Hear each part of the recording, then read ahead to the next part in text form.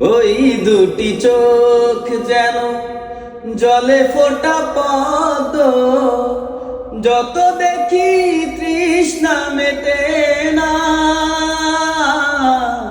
যত দেখি তৃষ্ণা মেটে না। ভীরু দুটি বাঁকা ঠোঁটে পূর্ণিমা চাঁদ ওঠে, হাসলেই ঝরে পড়ে জোছনা, হাসলেই ঝরে পড়ে জোছনা। আমি ওই রূপ দেখে দেখে মরতে পারি, তেমনি পারি ওগো বাঁচতে।